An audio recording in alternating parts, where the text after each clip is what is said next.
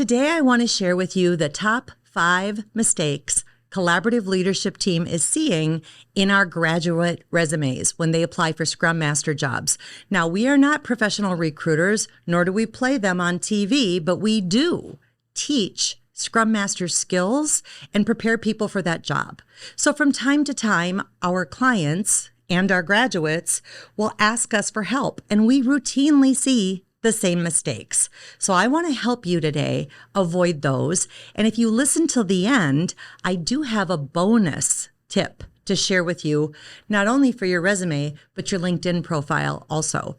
Mistake number 1, not using the acronym. Let's be honest, it's probably not a human being screening your resume. It's probably going through an AI bot first, or at the very least, some sort of query.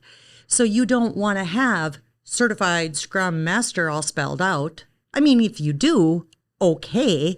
But then at a minimum, in parentheses behind it, put CSM. People are searching on the acronym, not on the way the credential is spelled out on your certificate. That goes for any of your credentials. CSPO, if it's the product owner credential, and so on. Mistake number 2, not adapting. You are going to have more than one version of your resume. That's just a fact.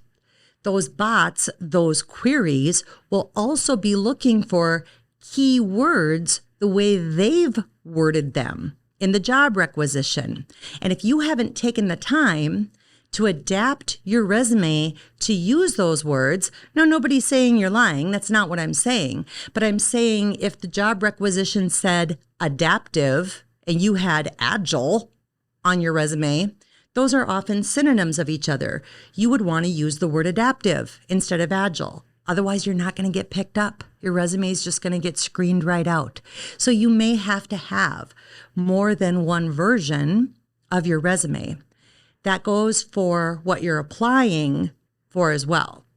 There's people who say, I'm not getting any interviews for a Scrum Master. And I look at their resume and they have all kinds of project management stuff.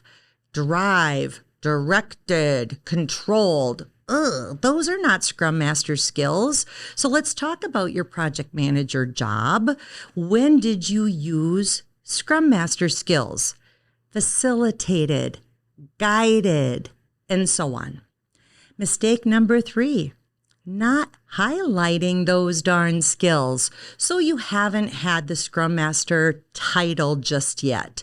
Why not put a section front and center on your resume that says applicable Scrum Master experience, applicable Scrum Master skills, and describe times when you've helped build a team, when you've helped resolve conflict, when you've helped coach or facilitate.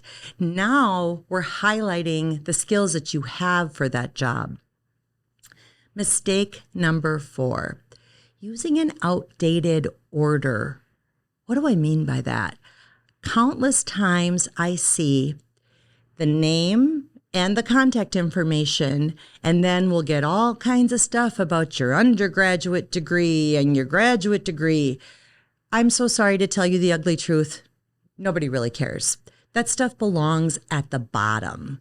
If it needs to be there, because yes, some job requisitions do require a 4-year degree and some don't, but it can go at the bottom. That's not the most important thing. That's not the wow factor. So in the order, you do want to start with your contact information. You do also want to put some sort of professional statement or what your goal is. My objective is to land a Scrum Master position, leveraging all of my awesome people skills or my great people skills from my experience. So make sure you take a look at that order and see if it's a bit outdated. Mistake number 5, too long. I recently reviewed a resume that was 4 pages long and the experience went back over 30 years. No, and no. 2 pages max.